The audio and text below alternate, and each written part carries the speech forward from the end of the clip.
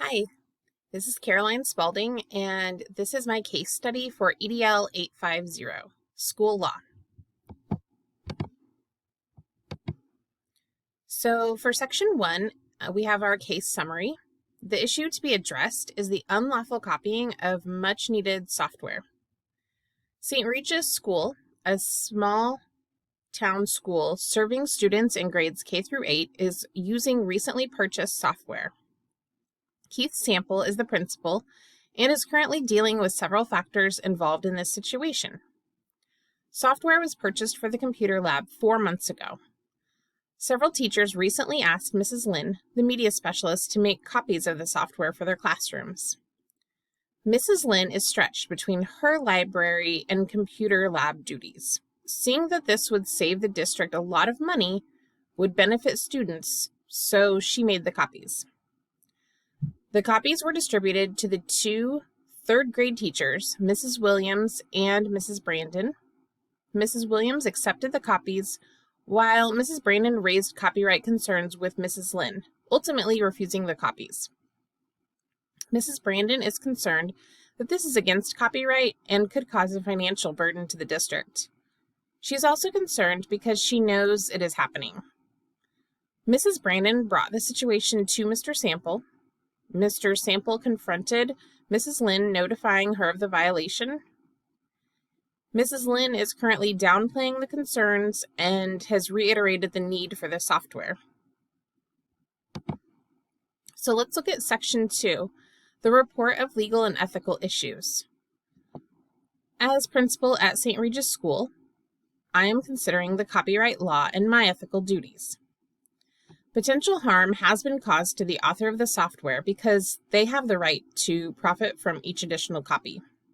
Potential harm is caused to the school culture when people make unethical decisions. There was a breach of contract when copies were produced and distributed despite copyright restrictions.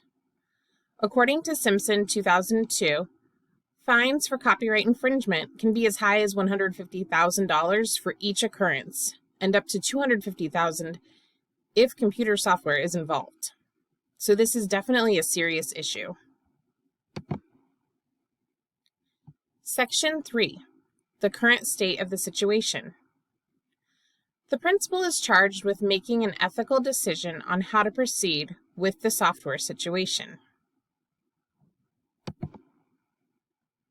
Section 4, the facts.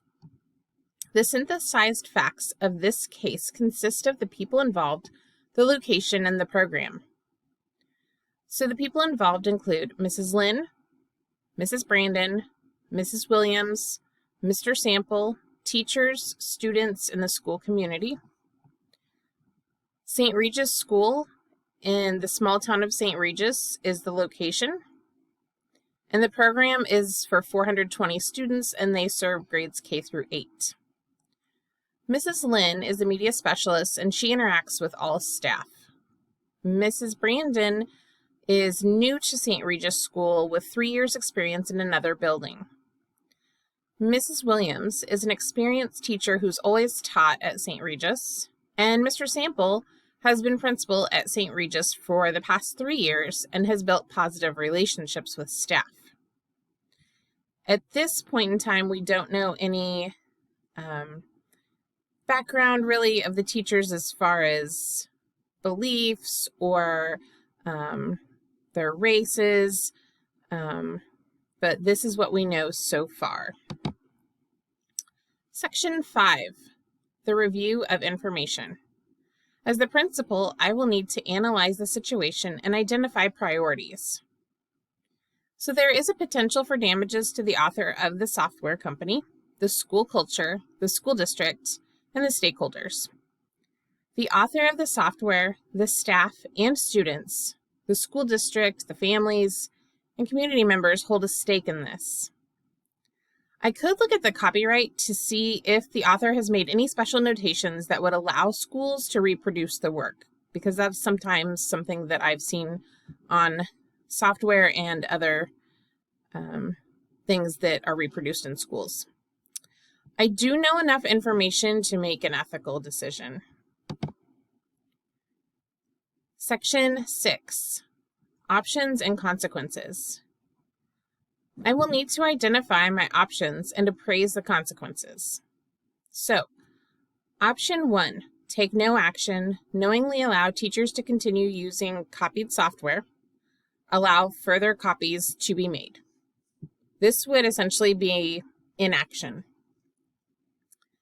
Option 2, have a discussion with Mrs. Lynn to explain the consequences further, offer her some ethical options, ask her to choose a new plan, provide copyright professional development for staff, review policies with staff, destroy copies, promote the well-being of the school, and maintain transparency while doing this.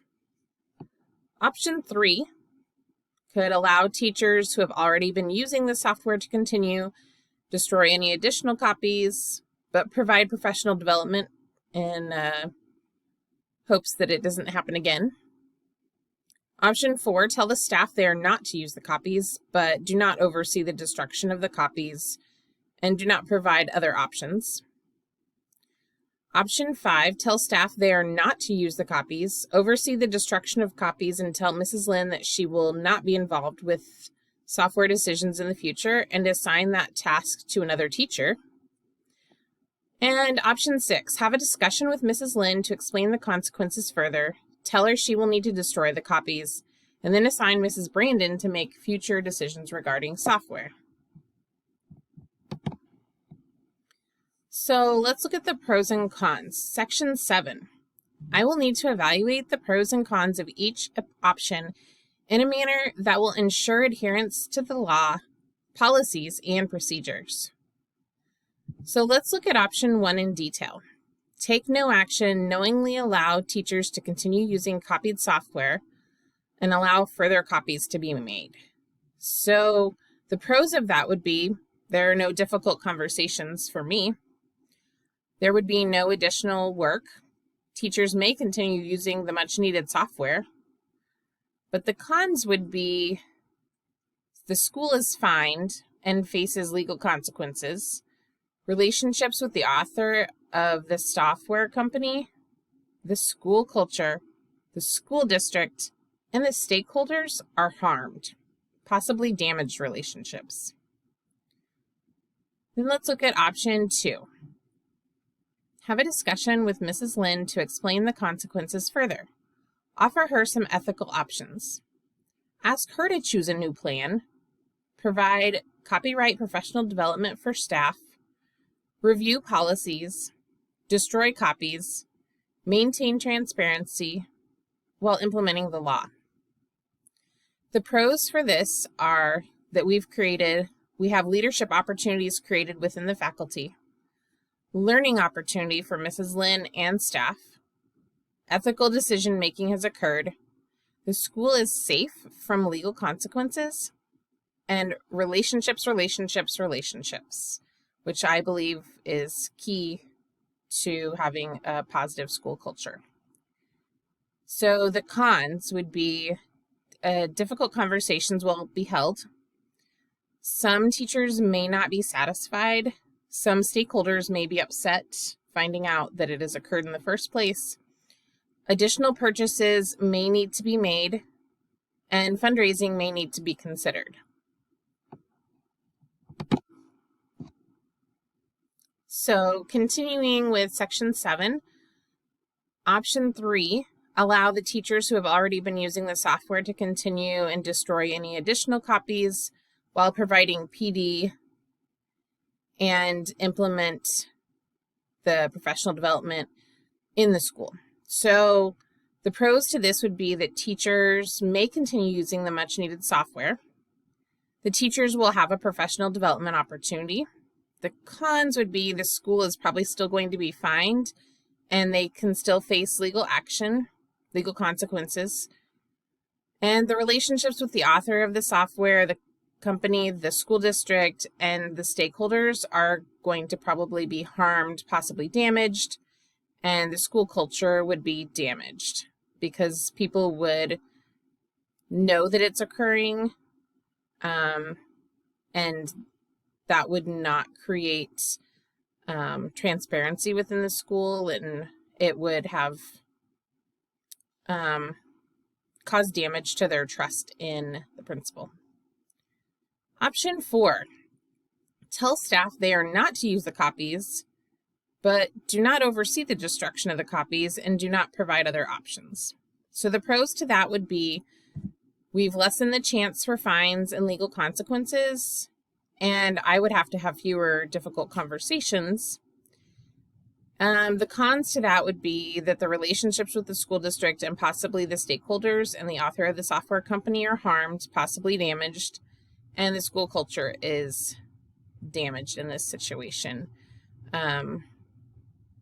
Not allowing other options or just telling people not to use something and then not giving them another option would not build relationships. It wouldn't build trust, and not overseeing the destruction of the copies would definitely not build the type of school culture that we want to see. So let's look at option 5. Tell staff they are not to use the copies, oversee the destruction of the copies, and tell Mrs. Lynn that she will not be involved with software decisions in the future and assign that task to another teacher. So this would lessen the chance for fines and legal consequences. There would be no need to worry that Mrs. Lynn will repeat the mistake. The cons would be the relationship with Mrs. Lynn is harmed. Relationships with the school district and the stakeholders might be harmed as well, and possibly even damaged.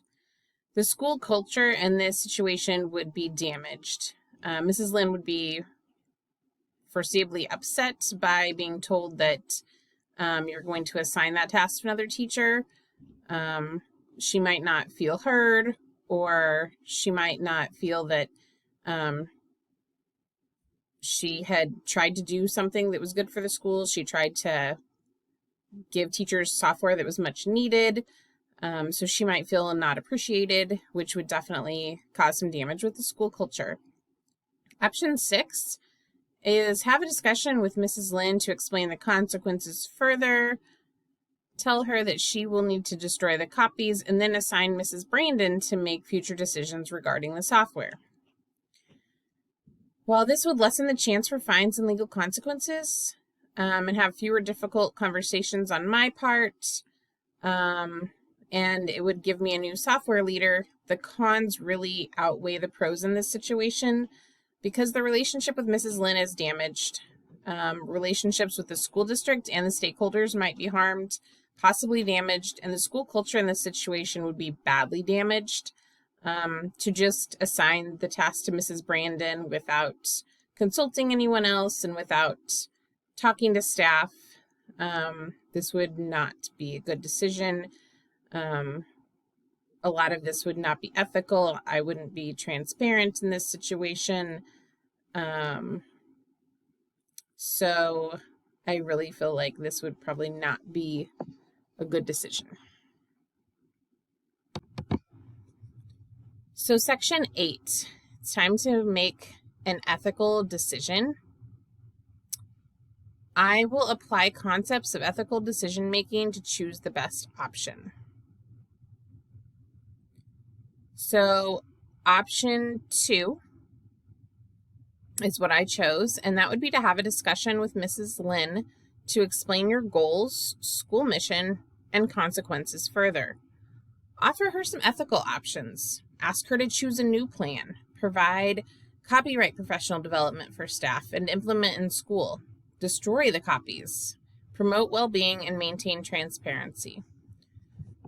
So I believe option 2 is the best decision under the circumstances because it would preserve the trust with the staff. It would build relationships. It would create learning opportunities. Difficult conversations, in my opinion, in this situation would be worthwhile. The school would also be safe from legal consequences. I also believe that this can be implemented by having individual conversations with Mrs. Lynn, Mrs. Brandon, and Mrs. Williams, and then communicating new plans with staff. Next, providing the professional development. Copies will be destroyed at the earliest possible time during this process. and it would be important to implement policies and procedures from the professional development. I think it's important to have those conversations individually with Mrs. Lynn, starting with Mrs. Lynn first, so that I'm showing her respect at this point, because she might be feeling like she's made a mistake, or she might be upset because Mrs. Brandon had talked to me. So I think I would start with Mrs. Lynn and show her that I appreciate that she was trying to do something good for the school, but it would be important for me to educate her on what could actually happen with the financial consequences, and just knowing that it's the wrong thing to do. I think that conversation would go well with Mrs. Lynn, especially if I told her that I would actually like her to help come up with some new options, and that we could form a team together, and have an opportunity for her to be with some leadership. The stakeholders in this situation, I would have them be notified as needed, and notify the PTA of new purchasing options and possible fundraising needs. So at this point, if it's okay to destroy the copies, then and that goes well, I think that would be the best thing to do, and move on and make sure everyone's aware of the policies and the law, and move forward from this. Certainly if the PTA needs to know, I think that would be something we would try to do as needed. We would also have some creative options be considered. So I would consider having Mrs. Lynn lead the professional development, and Mrs. Lynn and the third grade team might be willing to be part of a new software team. So I think those would be some good options moving forward. And I think it would also build relationships between Mrs. Lynn and the third grade team. So section 9 is implement and reflect. I will use reflective practice while implementing option 2. I develop a plan to do the following: research, communicate with Mrs. Lynn, new plan, professional development, review policies. Then simultaneous tasks would include destroy records, promote the well-being, maintain transparency, and implement the law. Things that may occur. So conversations may not go as planned. They may not go well. Some teachers may not be satisfied. Some stakeholders may be upset. Additional purchases may need to be made, especially since we're destroying copies. We still have a need for the software, so we might need to make some additional purchases. Fundraising may need to be considered so that we have the funds to do those things. People who need to know. So Mrs. Lynn, the people involved in the new plan, the professional development team, the destruction team to make sure that we're destroying the CDs, and the staff, and other relevant people. So the conversation with Mrs. Lynn would be done informally. I think it's important to inform rather than to threaten. So I would provide Mrs. Lynn with research and possible consequences, so that she saw my perspective. And I would also be informative to her so that I'm also listening, because I think it's really important for me to listen to the staff. So plan B. If my plan doesn't work, I need to have a plan B. So my plan B includes listen to the staff, evaluate new circumstances. So after my plan, if it were to have failed, then I would need to evaluate the new circumstances, because at that point there might be further relationships that are damaged. So I need to evaluate the new circumstances. Provide opportunities for feedback. So perhaps a survey, or have some listening sessions with the staff. I would revisit the school mission with the staff and provide opportunities for staff ownership in making decisions. I would allow for staff to be heard. I think it's important to stick to my original goals of option 2 and to allow for other teachers to help with PD and other tasks. So in my original plan of having Mrs. Lynn help and be a leader, if that had not worked out, I would at this point allow for other teachers to help out with those tasks. And here are my references. So that is the end of my case study. Thank you.